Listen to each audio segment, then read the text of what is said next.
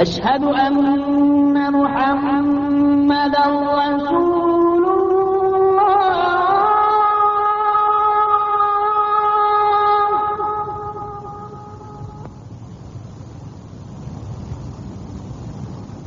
أشهد أن محمدا Assalamu alaikum. Peace be unto you. We're back for another episode of Islam in Focus. I'm your host, Hamid Rashid. Today we continue with our ongoing series dealing with the sources of Islam. In recent weeks we've been examining the linguistic miracle of the Quran. Today we'll be looking more particularly at precision of Quranic expression. I have joining me on the program as usual Dr. Jamal Badawi of St. Mary's University. Brother Jamal, Assalamu alaikum. Wa alaikum assalam wa rahmatullah. Could I have you very quickly highlight the main points that we touched on in our last program dealing with the linguistic miracle of the Quran? Sure. We started looking at some of the unique characteristics of the Quranic style of expression which are not to be found in the writings of any human, some of which are the strange and amazing balance between precision and comprehensiveness in a way which is of consistent quality throughout the Quran and in a way which cannot leave any room for improvement or editing. Secondly, the balance between addressing the human mind and intellect and the human feeling and emotions also in a way that combines between truth and beauty, between wisdom and feeling. Thirdly, the balance in terms of addressing people from various backgrounds, various levels of intellect, experience and knowledge, but still all of them can understand it easily, appreciated by the simple person as well as the more educated person. We have given specific examples of this, how the Quran deals with the question of oneness of Allah, not in a very philosophical or dry way, but we have seen again the emotional, intellectual mix that is found in the Quranic expression. We gave another example of the law of equality in terms of deliberate murder, like in the second surah in the Quran. And we have seen again that while it is very precise, it's quite different from the dry language we use normally in the law.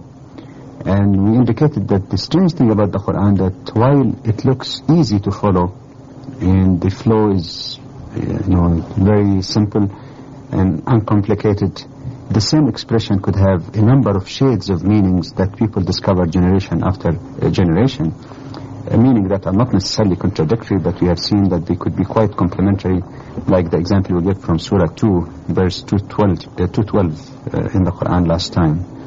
And that showed again the variety of meanings in the very same expression without need for editing or updating the text of the Quran. Well, turning now to the question of precision, there are some Orientalists who claim that there are redundancies in the Quran, words or letters which are added only to keep the rhyme. What is your response to that?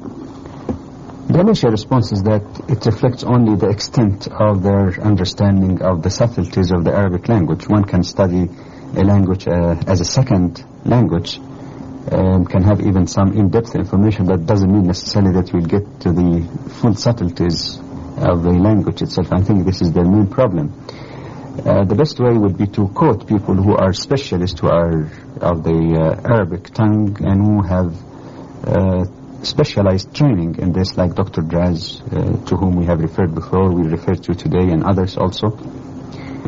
And this matter has been analyzed in detail. Let me take one example from Dr. Draz's volume. When the Quran, for example, speaks about the Creator, God, capital G, nowhere in the Quran it uses the Arabic term, for example, لَيْسَ مِثْلَهُ شَيْء.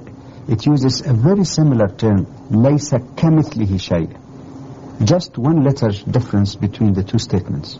Both of them, in fact, mean that basically that God is not similar to any of His creatures. I mean, both of them can give that meaning for anyone who looks at the surface. The only difference is just one letter. And we find the Quran always use the sentence with that additional letter, kaf, kamithli. But based on the rules of the language, if you look at it, you find that this letter means a lot. By the way, this is found in Surah 42, in verse 11. This has a very good reason behind it. Why? If you use the term that the Quran didn't use with one letter less, it means that there is nothing like God, but there could be something comparable to Him, but less than Him. For example, you could say that 1 million is much bigger than 4. But still, you can compare 4 and 1 million on some scale. You said million is much, much greater than 4, but still, it's comparable. Whereas the terminology used in the Quran with that additional letter, ka, means nothing even is comparable unto Allah. So it's not that He's so great that nobody can come close to Him, but there could be something close in between man and God, for example, or angels or whatever. No. It speaks that there is nothing, no creature, nothing whatsoever is even comparable unto Him. And that shows the very meticulous expression which eliminates any way even of comparing with God. Just like when you say compare number 1 to infinity. You see, it's incomparable. 1 versus million, yes, but 1 versus infinity. And God is infinite. So you see the subtleties of expression, which is very important. And this is not the only example. There are many others. In fact, there are examples in the Quran, in addition to this one I gave, pertaining to the claim of additional letters or redundant letters. There are examples where some words or portions of sentences or passages in the Quran may appear to be redundant, but it has a very good reason to be there.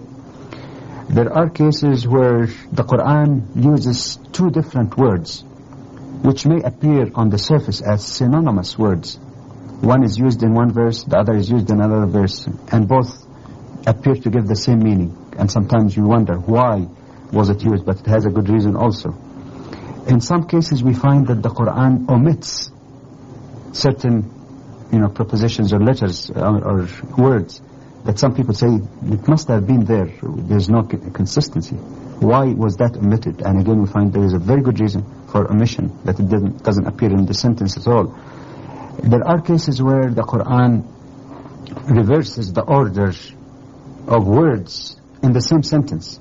In other words, you could have 2 sentences in the Quran talking about basically the same thing, but in one of them we find that the order of words is reversed. And some people will say, why? Is that a mistake or something, where basically one statement and somebody just put it wrong? In some cases also, on the surface, there may appear to be inconsistency in the Quran. Why? Sometimes it might be using in the same passage singular and then shifts to the plural. And some people say, why not use singular in both or plural in both of them? These are all examples of things that may appear to some of those Orientalists and editors of encyclopedias, including the respectable ones. Unfortunately, they all fall into the same kind of error of not really trying to delve beyond what appears on the surface to find out what is the subtleties of expressions in the Quran. Well, the one example that you just used was a very interesting one, but just to take the point a little bit further, can you give another example where a single letter makes a difference in meaning? Single letter. All right. Another example is mentioned, and all of the remaining example perhaps you can draw from another very good writer whose specialty actually is in the eloquence of the Quran. That's Sheikh Muhammad Mutawalli Sha'rawi. He has written on that in a number of publications, but one of his best books, and that is called Mu'jizat al-Quran. That is the miracle of the Quran. That's his specialty, his training. And he, for example, refers to 2 citations in the Quran. Both of them addresses the human to be patient when something bad happened to him or something, injury happens to him. The expression is it looks exactly identical with the exception of one word. It says, in one case, for example, in Surah 31, in verse 17, وَاصْبِرْ عَلَى مَا أَصَابَكَ إِنَّ ذَلِكَ مِنْ عَزْمِ الْأُمُورِ. That is, be patient in whatever happened to you, because this is the characteristics of those people who have determination. In the other one, it almost looks identical. It says, إِنَّ ذَلِكَ لَمِنْ عَزْمِ الْأُمُورِ. So even if you don't know Arabic, إِنَّ ذَلِكَ مِنْ عَزْمِ الْأُمُورِ. إِنَّ ذَلِكَ لَمِنْ عَزْمِ الْأُمُورِ. What's the difference? La. But exactly the sentence is the same.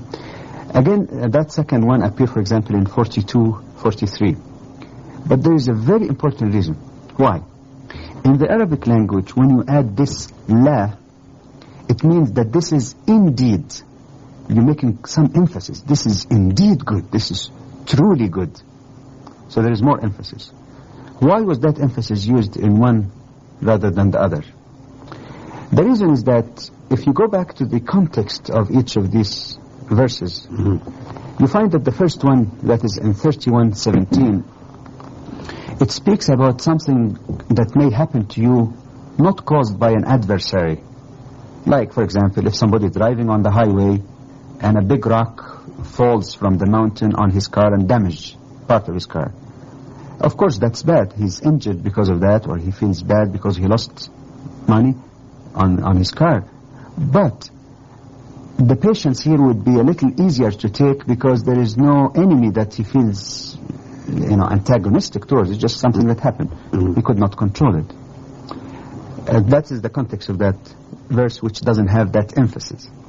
Whereas the second one, when the emphasis that this is truly good or this is truly characteristic of good people, which appear in 42, 43, it speaks about somebody causing injury to you. That's why the verse actually before that speaks about those who have patience and forgive, which means that there is an injury that happened to you, but someone else, some enemy, caused you that injury. And obviously, you need more patience in the second case than the first. Why? Because in the second case, you have to be patient because of the wrong that has been done to you, the hurt that you're going through. But you need patience also to resist the instinct to have revenge against that enemy who caused you that injury, which means that you have double need for patience and self-control. And that is why you find that the verse in the Quran, in the second case, add this, just one additional letter, which means a lot in terms of conveying the very accurate meaning in the Quran. Now, you spoke of what some may see as a redundant letter. Are there any examples of claim of redundant words or sentences? Yes. For example, in the Quran, in several places, I'll just give two examples, in Surah 3, Ayah 135, and in Surah 4, Ayah 109. In both of these, it simply conveys one basic message. That it says basically that if someone does something wrong or evil, and then it says, or wrongs his or her own soul, and then it continues, then ask Allah forgiveness, Allah will forgive him. Now the question here is this. It says if someone does something wrong or evil, why does it have to add or wrongs his soul? Is it not the same thing? When we do something wrong, we're wronging our souls. I mean, why add that? Is that just an extra? The answer is definitely no. Why? Because the question of wronging one's soul or doing something wrong are degrees also. I could do something wrong by, for example, being tempted towards something that does not belong to me, but I still have some benefit, or at least have some payoff. Example, if somebody steals something, he's done something wrong, but he's got some payoff. He was motivated in doing this by his desire to get this property. And the same thing if someone commits adultery, if someone, gets intoxicated or something like that. So there is a sort of payoff. You do wrong because you think that you want to achieve some immediate pleasure. However, there is another type of wronging the soul. You could do something wrong without benefiting yourself, just hurting someone else, not because you'll get his benefit or anything, but just to hurt him, bearing a false witness against someone, just trying to prevent something good from happening to someone else. You haven't got any good yourself, but you're doing that just out of one may do that just out of malice without necessarily benefiting from it. And that's what the Quran refers to as wronging one's soul. So again, it's not extra. In other words, it deals with both situations of doing evil for a benefit or doing evil just for the sake of hurting others. And that could make a difference also in the meaning. See? Yes, indeed.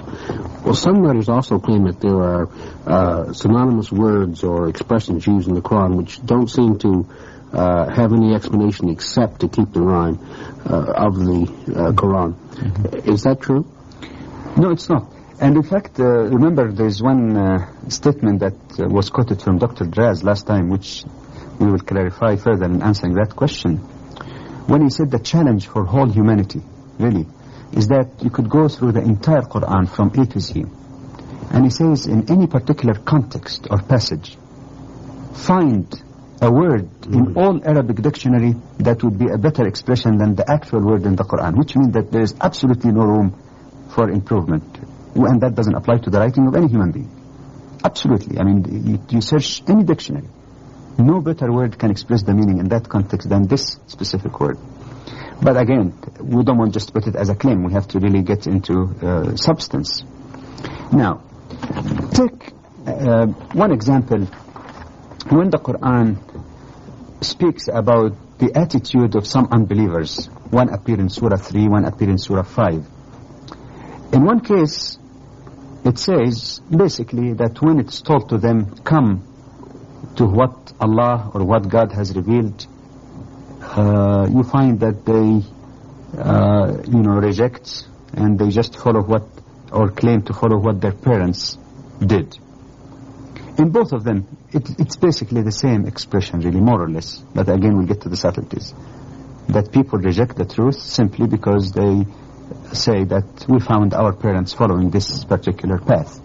However, in one verse, it ends by saying, say, if their parents did not reflect or understand, would they still follow them? Whereas the second verse says, if their parents didn't know anything, would they follow them? Now, what's the difference between reflecting and knowing? And how does that relate to the context of both passages in the Quran? By further examination, we will find that in the first expression, talking about the parents not reflecting, the context is to invite them to believe in God, in the Creator. And the word reflect here means that if their parents only thought, used their own faculties, reflected on the creation of the universe, they would have concluded that this universe is created by one and only supreme power. So it ends with reflect. Whereas the context of the second verse, it talks about coming to the, or believing in the revelation of God, and it says also, or mention the prophet, the messenger. And here we find that there is another degree other than just reflecting and understanding, because in reflection you discover something by yourself, you think about it. But knowledge, you may not reflect, but learn from someone else. If somebody you trust and believe in his or her integrity tell you something, even without discovering that yourself, you can learn or know. Okay? In the second case, the response of the unbelievers is that, no, enough for us what we found our parents doing. Which means that not only are they refusing to think, they are even refusing to learn. Ready knowledge that is already coming to them. So again, look at the subtle difference where, one would not even notice any difference, but there's a reason before it. Another example. In the Quran, there are two verses also. One in 72:16, one in 76:21. In both cases, it talks about God giving water for us to drink, or giving us drink. Very simple. However, it uses two different terms, one term in each of the passages. One is called asqahum, the other saqahum. Both of them, if you really look at it or try to translate it into English, and actually you can detect that from English translations, it simply means God gave them drink, or something, or water. Whereas, if you look at it linguistically, the word asqahum that appears in the first passage means that God provided the water, but you've got to do some effort to get it.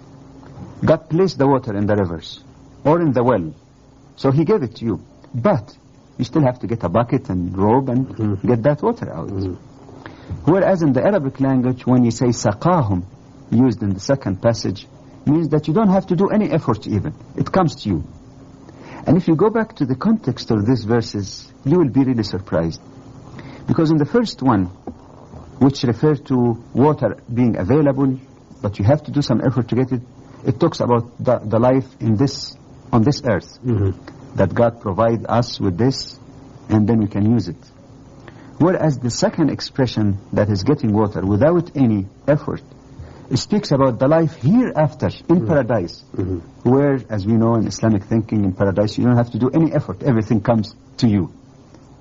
Again, on the surface, one would say, more maybe it was just the rhyme, to keep the rhyme that the Quran used one term here and the other term here. But in fact, if you look at it, there could be no substitute.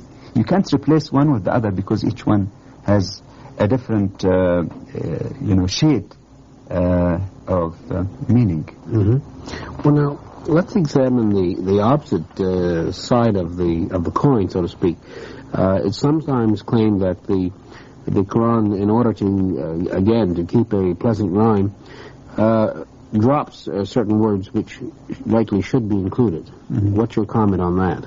There's an excellent example of this provided by Sheikh Sha'rawi in his book Miracle of the Quran, and a very interesting one. It describes some of the statements on the tongue of Prophet Abraham, and that appears in Surah 26 from verses 78 to 82, starting with الذي خلقني فهو يهدين والذي هو يطعمني ويسقين. In this ayah, or this passage, there are 6 basic things that Prophet Abraham is mentioning about the omnipotence, power, and compassion of the Creator. 6. 1, it basically says that creation, that God is the Creator, He who created me. Secondly, it talks about guidance, that He is the one to provide guidance. Thirdly, that Allah provides sustenance, that's food and drink. 4, that God is the real one who gives cure when we are ill. 5th, that God is the one who gives life and death. And 6thly, that God is the one who forgives sins in the day of judgment. Now, the thing that is really striking, is that in all of these 6 items, in some of them, it refers to God using pronoun He, that is, He who gives food and drink, for example. In 3 of them. In the other 3, it drops pronoun. And not consistent, not like half and half. But, for example, in the first item, it does not refer to God by the pronoun He.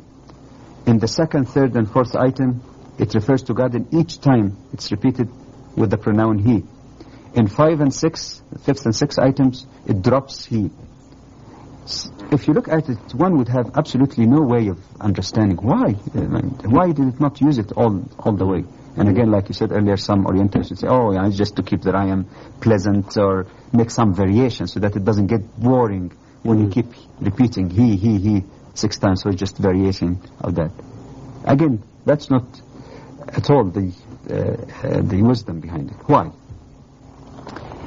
In the first item, and the 5th and the 6th are items which no human being can dispute with God, even if he may be unbeliever. Because it talks, for example, about God as the Creator. And of course, even an unbeliever cannot claim that, say, oh, I did create this earth, I did create Saturn or Mars or the moon. Nobody can make that claim of creation. In the 5th item are items also that no human being claim to have power, giving life and death. God created the life, for example, in the womb of the mother and so on. And when the person dies naturally, at least, it's God's will anyway. The 6th item, it speaks about God's forgiving quality in the day of judgment. And of course, nobody claimed to say, all right, when we resurrect in the day of judgment, I forgive. It is only God who is capable and able to forgive. And that is item 1, 5, and 6. The ones in the middle, dealing with guidance, God providing food and drink, God curing our diseases, this could be disputed. Example, if I am a boss in some company, and if I am not unbeliever, God forbid, I could tell the one, all right, I control your food and drink because I could fire you. At least some people can make that false claim. Mm-hmm. Or a person could be a medical doctor and he can tell the patient, for example, it is not God who cures you, it is me. Because if I don't diagnose your sickness and give you the medicine, no way, you cannot have that cure. Guidance. People also could claim, no, I have better guidance than God's. You know, these are obsolete things. I have better ideas, and start arguing that their way of life or ideology is better than what God has revealed. Mm-hmm. So in the items that are indisputed, even by the unbelievers, you find that the word he is dropped, that there is no need for emphasis. You don't say, it is he who created me. You say, he, it simply starts by, who created me, without the reference or use of pronoun, because it's indisputable. Whereas when it talks about issues that some unbelievers can dispute, Prophet Ibrahim is emphasizing every time, no, it is he, Allah, who guides. Allah, it is he who gives food and drink. It is he who gives cure, to draw to our attention that even in these areas that may be thought to be disputable, the ultimate sovereignty and power indeed lie exclusively in the hand of God.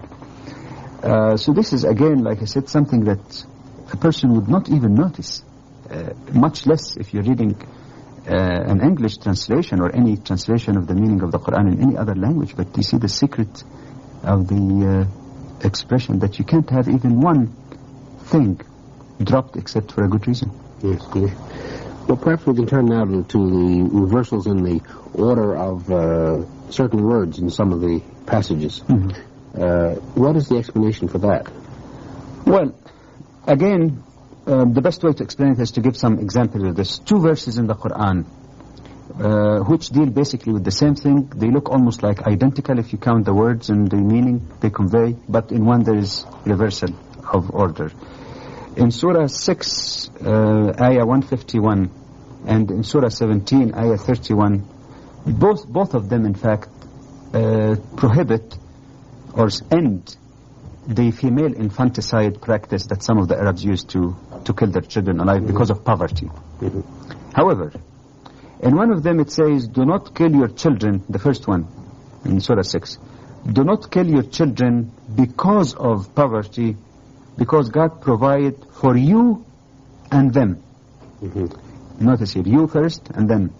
In the second one it says, do not kill your children khashyata, for fear of poverty, because God provide for them and you. The question here is why? In one case, you and them, in the other case, them and you, even though it's basically the same meaning. If you look at it carefully, you notice that in the first passage, it deals with existing poverty. In other words, don't kill your child because you are poor now. And when the person is poor, he would be concerned, of course, more about his own sustenance even. Yes. So I said, all right, if I have children again, that would even be more difficult. How could I live, survive? That's why the passage in the Quran assures the individual, because that's his main concern. No, God provides for you and for them and for your children. Whereas in the second passage, it deals not with a person who is poor now. You may not be poor. But one would say, all right, if I get many children, how could I look after them? If I have only one child, I can look after. But if I get too many children, I can't provide for them. So you don't fear, you don't have poverty now, but you fear future poverty. Because your concern more is on providing for your children. That's why the verse reverses the order by saying God provide for them, starting with them first, and you, because you're already, you can survive now. So this is again is something which is not only eloquent or suitable, but perhaps it is the most effective way of conveying the meaning in both cases, depending on the specific context of the Quran. Well, Brother Jamal, thank you very much for an interesting program. We want to thank you all for watching, and invite you back next week, and we'll continue our discussion of the linguistic miracle of the Quran. Assalamu alaikum. Peace be unto you. أشهد أن لا إله إلا الله